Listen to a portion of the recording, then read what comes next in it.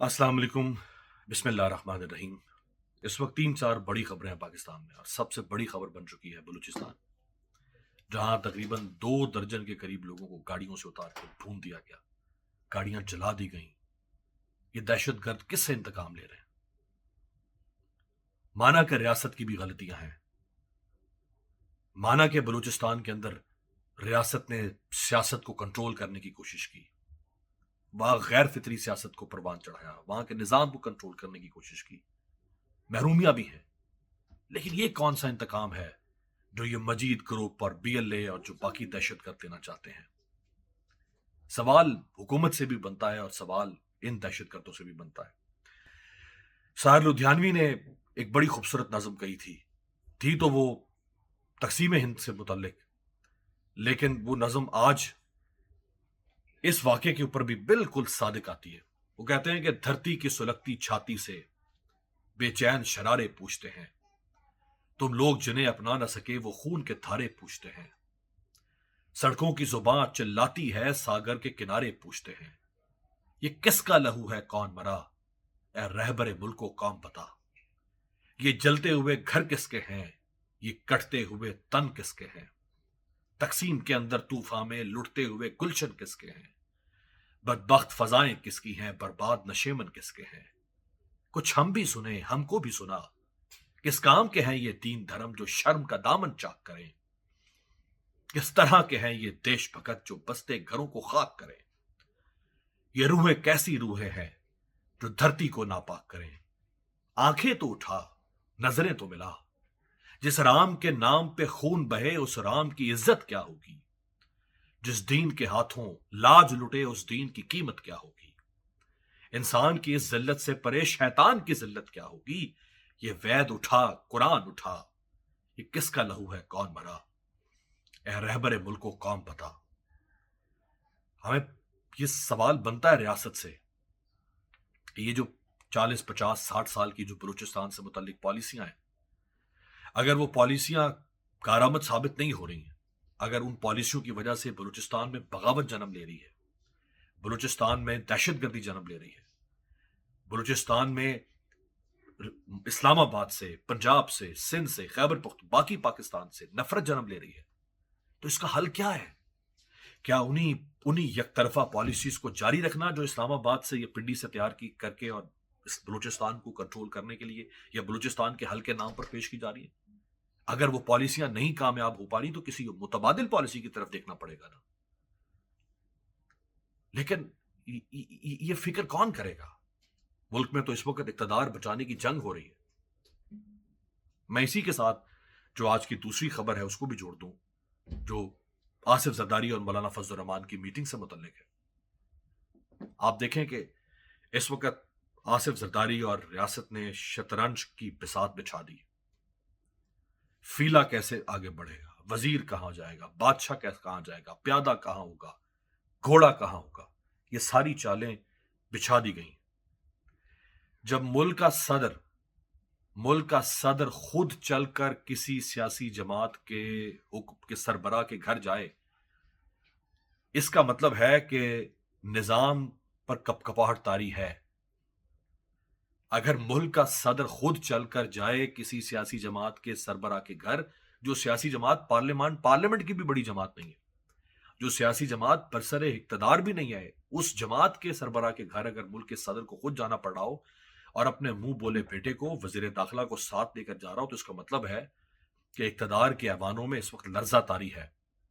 इसका मतलब है कि इक्तदार का बिस्तर अब फूलों की सेज नहीं रहा, वो कांटों का बिस्तर बन चुका है, वो फूलों की सेज नहीं है। इसका मतलब है कि इक्तदार मुट्ठी से सिरक रहा है रेत की तरह। अब उस इक्तदार को बचाने के लिए, उस स्टेटस को बचाने के लिए, इक्तदार से ज्यादा तो मैं स्टेटस को कहूंगा, जिस स्टेटस को पीपल्स पार्टी कभी हुआ करती थी, अब राज करेगी खल्के खुदा की पार्टी, पीपल्स पार्टी अब बन चुकी हुई है जब से आसिफ जरदारी ने मोहतरमा बेनजीर भुट्टो के बाद पीपल्स पार्टी को संभाला। और माशाल्लाह उनका बेटा अपने बाप से भी आगे निकल गया है स्टेटस को के साथ चलने पर। अब पीपल्स पार्टी बन चुकी है, अब राज करेगा स्टेटस को। पहले होती थी अब राज करेगी खल्के खुदा, अब आसिफ जरदारी की पीपल्स पार्टी है अब राज करेगा स्टेटस को, अब राज करेगी अशराफिया। مولانا فضل الرحمان کے پاس جانے کی دو وجوہات ہیں. پہلی وجہ مولانا کو 2/3 اکثریت کے لیے استعمال کیا جائے کسی طرح سے, اور دوسری وجہ کہ مولانا کو ڈیوائڈ اینڈ رول کے لیے استعمال کیا جائے. یہ جو انگریز کی پالیسی تھی نا, تقسیم کرو اور حکمرانی کرو, ڈیوائڈ اینڈ رول. آپ کو پتا ہے کہ پہلی دفعہ ملاقات ہوئی ہے مولانا فضل الرحمان کی اور سیاسی اپوزیشن سیاسی اتحاد کی 12 اگست کو. اس سے پہلے مولانا کے ساتھ رابطے تو ہو رہے تھے محمود خان اچکزئی کے, پی ٹی آئی کے, لیکن مولانا باضابطہ طور پہ کسی ایسی میٹنگ میں بیٹھے نہیں جو 12 اگست کو میٹنگ ہوئی. سینیٹر محمد علی دورانی نے بلائی جس میں اپوزیشن کی جماعتیں تھیں, اس میں سنی اتحاد کاؤنسل, سندھ کی قوم پرست جماعتیں, پی ٹی آئی اور مولانا کا خود چل کر اس میٹنگ میں آنا. یہ بہت بڑی بات تھی. مولانا کا وفد نہیں آیا تھا, مولانا خود اس میٹنگ میں آ کے بیٹھے تھے. تو وہ ایک بہت بڑا دھچکا سیٹ بیک تھا سٹیٹس کو کے لیے, نظام کے لیے, کہ اگر مولانا شامل ہو جاتے ہیں اپوزیشن کے اتحاد میں جس کا نام ہے تحریک تحفظ آئین پاکستان, تو پھر اس حکومت کو, اس نظام کو بچانا مشکل ہو جائے گا, بلکہ تقریباً ناممکن ہو جائے گا, کیونکہ یہ بہت بڑی سیاسی اور عوامی قوت بن جائے گی. تو اب اس وقت 2 ٹارگٹ تھے آصف زرداری کے پاس. آصف زرداری کو چونکہ جو لوگ تو کہتے ہیں مفاہمت کا بادشاہ, میں مفاہمت کا بادشاہ نہیں ہوگا, میں کہوں گا اقتدار کا بادشاہ, بے اصولی کا بادشاہ. یعنی کسی نے اگر آپ نے اقتدار حاصل کرنا ہے تو اس کے لیے جو سیاسی چالیں ہیں, وہ جو میں نے شطرنج کی بات پہلے کی نا, وہ جو شطرنج بچھانی ہے اور لوگوں کو ساتھ کیسے ملانا ہے, جوڑنا کیسے ہے, توڑنا کیسے ہے, خریدنا کیسے ہے, اکوموڈیٹ کیسے کرنا ہے, نوازنا کیسے ہے, یہ سارے کام آصف زرداری سے بہتر کوئی نہیں کر سکتا. لہٰذا آصف زرداری کو میدان میں اتارا ریاست نے. اور دیکھیں, ملک کا ہونا چاہیے تھا کہ مولانا فضل الرحمان چل کے آصف زرداری کے پاس جاتے تو سمجھ میں آتی بات. ملک کے صدر کا کسی سیاسی جماعت کے سربراہ کے گھر جانا, جو سیاسی جماعت اس وقت برسر اقتدار بھی نہیں ہے, سب سے بڑی پارٹی بھی نہیں ہے, یہ ظاہر کر رہا ہے کہ اس وقت ریاست کے پیروں تلے زمین نکل رہی ہے, اور وہ اس وقت سٹیٹس کو بچانے کے لیے مولانا کو ساتھ ملانا چاہتی ہے. جو 2/3 اکثریت ہے, اسی کے ساتھ ایک اور خبر بھی میں آپ کے ساتھ شیئر کر دوں, اور اس پہ بات کر رہے ہیں کہ جو اسلام آباد میں بلدیاتی الیکشن سے متعلق, بلدیاتی نظام سے متعلق جو حکومت ترمیم لا رہی ہے بلدیاتی ایکٹ پہ, یہ اسلام آباد ہائی کورٹ کی وجہ سے الیکشن ہونے جا رہے ہیں بلدیاتی اسلام آباد میں. ورنہ پیپلز پارٹی اور مسلم لیگ نون, ان دونوں جماعتوں کی یہ تاریخ رہی ہے کہ یہ کبھی بھی اقتدار کو نیچے منتقل نہیں ہونے دینا چاہتی. زرداری خاندان ارتکاز اقتدار اور ارتکاز دولت کا قائل ہے. یوں مٹھی میں بند رکھی جائے دولت اور مٹھی میں بند رکھا جائے اقتدار. شریف خاندان بھی ارتکاز اقتدار اور ارتکاز دولت کا قائل ہے. نہ انہوں نے پنجاب میں کبھی بلدیاتی انتخابات ہونے دیے بخوشی, نہ کبھی پیپلز پارٹی نے سندھ میں ہونے دیے. کہنے کو تو کہہ سکتے ہیں کہ سندھ میں ہوئے تھے, کیسے ہوئے تھے سنیے گا ذرا. پرویز مشرف کی جب حکومت گئی, 2008 میں انتخابات ہوئے پاکستان میں, فروری 2008 میں. پرویز مشرف نے 2005 میں بلدیاتی انتخابات کروائے آخری, اس سے پہلے اس نے کروائے تھے 2001 میں.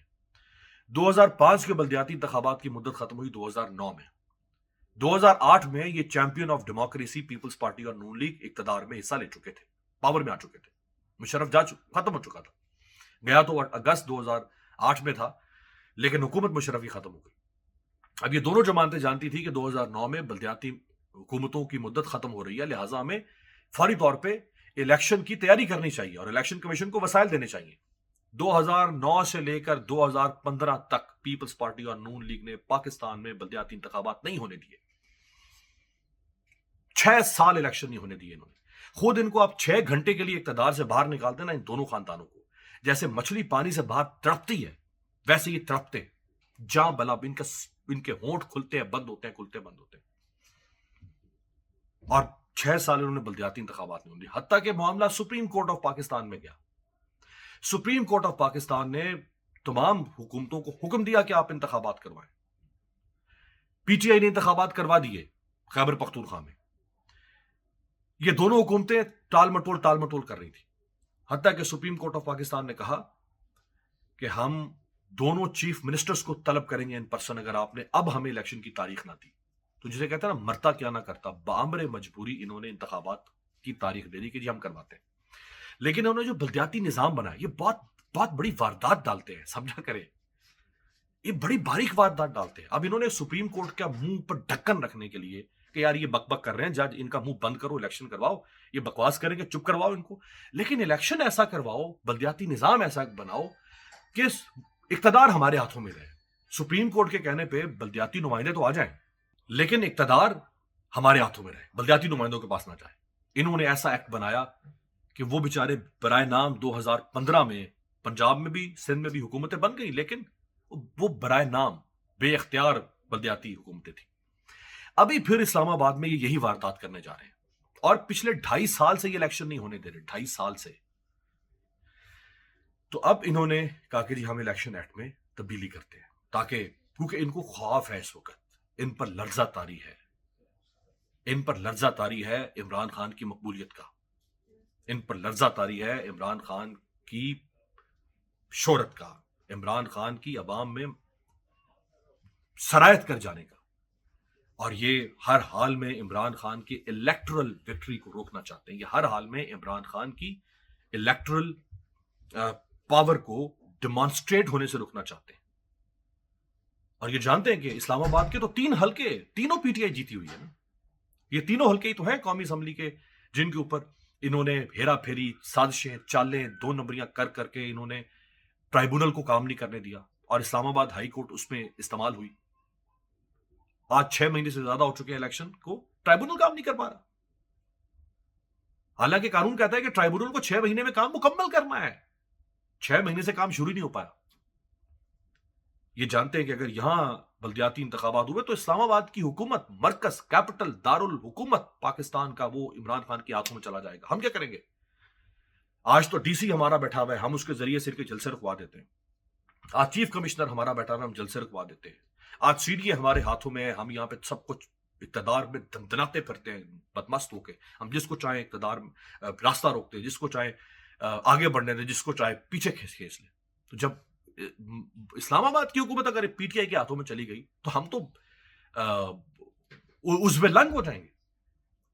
تو انہوں نے اب اس میں تبدیلی کرنے جا رہے ہیں. اجلاس تو بلایا رہا تھا قومی اسمبلی کا، آ رہی تھی اطلاع کہ یہ 2/3 اکثریت حاصل کرنا چاہتے ہیں اور یہ جسٹس منصور علی شاہ کا راستہ روکے. قاضی فائز عیسیٰ جو اس وقت لائک مائنڈڈ جج ہیں ریاست کے، لائک مائنڈڈ جج، ان کو کسی طرح مزید 3 سال کھینچا جائے. کیونکہ قاضی فائز عیسیٰ کی عدالت جب تک رہے گی، جب تک قاضی فائز عیسیٰ رہے گا، عمران خان کو انصاف نہیں ملے گا. یہ نظر آ رہا ہے. یہ کس طرح نظر آ رہا ہے؟ یہ سابقہ فیصلوں کی وجہ سے نظر آ رہا ہے. اور یہ میں نہیں کہہ رہا، یہ عمران خان کے الفاظ ہیں کہ کسی نہ کسی طرح سے جب تک قاضی فائز عیسیٰ رہیں گے تب تک ہمیں انصاف نہیں مل سکتا. اور ساتھ ہی عمران خان کہہ چکے ہیں کہ نواز شریف اپنا سامان پیک کر چکے ہیں، لندن بھاگنا چاہتے ہیں. جیسے وہ 2019 نومبر میں بھاگے تھے، 19 نومبر 2019 کو بھاگے تھے. واپس کب آئے؟ جب جنرل باجوہ کی مدد سے رجیم چینج ہوا اور ان کے لیے راستے صاف کیے گئے، عمران خان کو اندر ڈالا گیا. اور جو مریم نواز نے کہا تھا کہ پاور ٹاکس ٹو پاور، پرڑے برابر ہوں گے ترازو کے، پرڑے برابر ہوئے، نواز شریف کو لے کر آ گیا واپس. نجم سیٹھی بھی یہی بات کر رہے ہیں کہ نواز شریف کا بیگ پیک ہو چکا ہوا ہے، نواز شریف لندن فرار ہو سکتے ہیں، کبھی بھی جا سکتے ہیں. کیونکہ نواز شریف تو ڈیمیج ہو گیا یہاں پہ، مکمل تباہ و برباد، بالکل تباہ و برباد نواز شریف کی سیاست. کیونکہ نواز شریف اس وقت مقتدرہ کے ساتھ کھڑے ہو گئے. ووٹ کو عزت دو کا نواز شریف نے خود جوتے مارے ہیں، بھگو کے جوتے مارے ہیں نواز شریف نے. ووٹ کو عزت دو، نواز شریف نے ووٹ کو عزت دو کے کا جو وہ تو تمغہ تھا اس کو گلے کا توق بنا کے اپنے گلے میں ڈال دیا نواز شریف. اور اب لوگ پوچھتے ہو بھائی کدھر گیا ووٹ کو عزت دو؟ اب لوگ تانا مارتے ہیں نواز شریف ووٹ کو عزت دیتے ہیں. یہ ان کے مخالفین تانا مار رہے ہیں. تو اس وقت سیاسی ہلچل پورے اپنے چوبن پر ہے. عمران خان اس میں بہرحال بھرپور لیڈ لے چکا ہے. باقی سارے مل کے بھی 10 12 15 جماعتیں مل کے بھی عمران خان اور ان کی لیڈ دگنے سے بھی اس میں فرق زیادہ ہے.